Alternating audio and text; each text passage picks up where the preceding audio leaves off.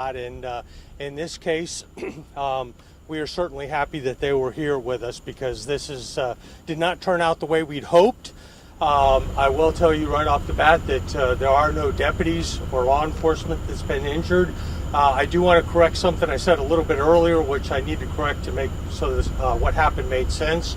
I know I said at our last briefing that we had individuals inside that had started clearing the house.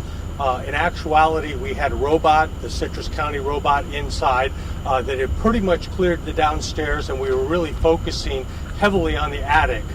We actually breached some of the gables to try to see inside, because this individual, and his name is James Buford Hines. I believe the last name is Hines. He's 50 years old, and he has a fairly extensive history. Prior to what precipitated this, he's been arrested before, I believe convicted of kidnapping.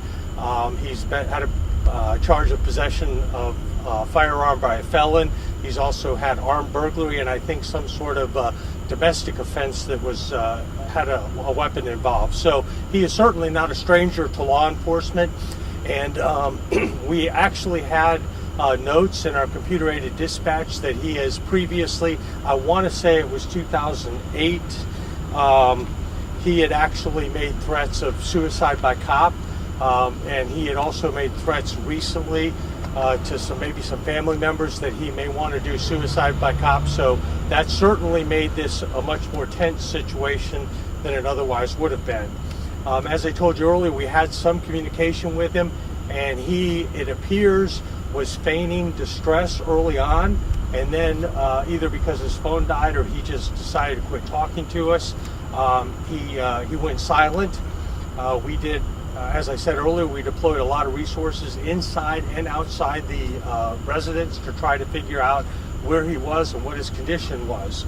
And that leads me up to the fact of the robot inside, which couldn't move around very well because of some clutter in the house.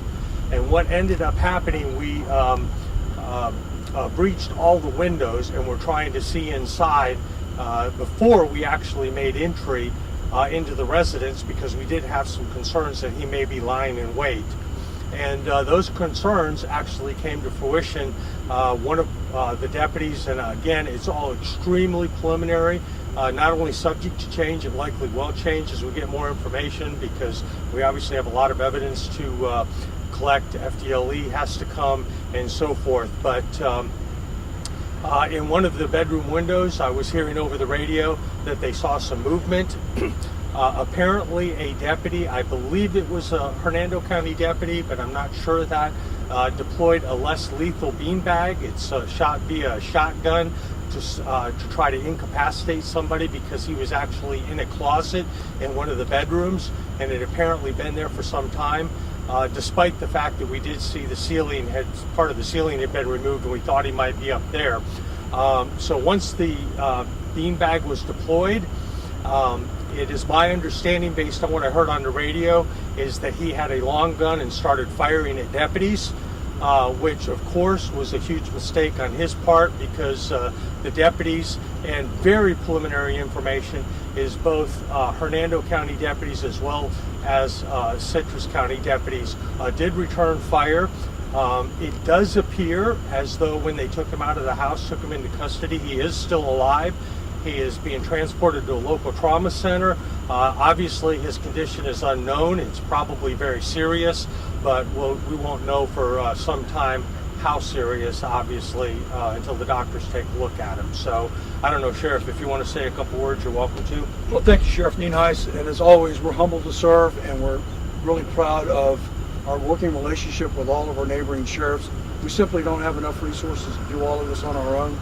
Look at today's temperatures, 112 heat index today, and every one of us right now standing out here on this scene is profusely sweating still. And our resources, they burn up pretty quickly whenever you're wearing ballistic armor, and especially all the SWAT gear, and you're in a very intense, high-stress situation. So when Sheriff Nienhuis called, we saddled up our team, and we came down here as quickly and safely as possible to be here to give them some relief and allow some of their folks to recharge their batteries and be able to continue on, because this standoff could have lasted well into tomorrow. and we just don't know what else we had out there in play until we could get fully inside the house and see what was happening. Again, we're very thankful, both of us, that none of our deputies were injured, and everybody's going to go back home to their family, which is what we hope for and we pray for every single time we cross the threshold to go to work and serve the citizens in our communities. Thank you. Yeah, absolutely. And I may be able to answer a couple questions. You pretty much know everything I know, but as I said, we even tried to deploy a less lethal once we figured out he was still alive and was not incapacitated. And I will tell you, based on how long he was in the house, how hot it was, and deploying gas munitions, I am surprised that he was conscious, and I would not have been surprised if he was actually deceased, either because of the heat or a self-inflicted wound or some other medical issue. So the fact that he was alive and able to, preliminary information is fire at least a couple rounds at us. I did hear over the radio, and I'm sure the Sheriff Prendergast did too, that shots were fired, and then a couple more followed by a volley of several shots, probably when we returned fire to him. So anybody have any quick questions? Yes, sir. Was the shooting from inside and outside you guys, or were the deputies actually in the home? No, the deputies were just getting ready to make entry, and the ones at the windows were actually covering the rooms to try to, again, this is going into a house, regardless of how much intel you do, how much video you take inside, you're at a disadvantage in law enforcement going into that house, particularly if somebody is intentionally lying in wait, and that's exactly what was happening here. It was really the absolute worst case scenario for us. Obviously we would have been incapacitated or would have taken his own life or would have given up. All those are obviously much better solutions for us for safety reasons, but in this particular case he was hiding in a closet, and the deputies apparently from the window, again very preliminary based on what I'm hearing on the radio and looking at the sketch, it does appear as though the deputies were looking through the window, had reached the window and were covering it, saw some movement in the closet, did the less lethal, and then apparently that made him decide to start firing on the deputies. He was on the second floor. No, he was on the front. It's all a single story, but we thought he may have gone into the attic because there was a portion of the ceiling we saw from the robot had been torn down, appearing as though either somebody fell through from the attic or went up through the kitchen into the attic. So that's why we were really surprised that he was still downstairs. But once we searched the attic from the exterior, making some holes, we were able to pretty much determine that we didn't think he was in the attic. So that put our focus back down again to the ground floor, again getting ready to make entry. But we never actually made a team did not enter before the shooting started. Can you give some more details about the attempted murder case? Obviously, for you and basically what happened this morning, I believe it was about 3:09 this morning, we got a call of a house fire, and apparently there were two individuals in the house. It was a wood frame house, a wooden house, and it was completely destroyed. We quickly figured out that there was some animosity there.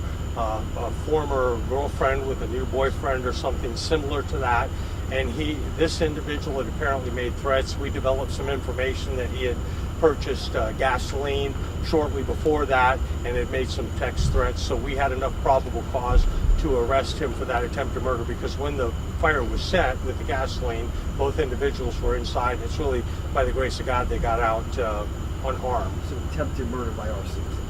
Correct, yes sir. Yep.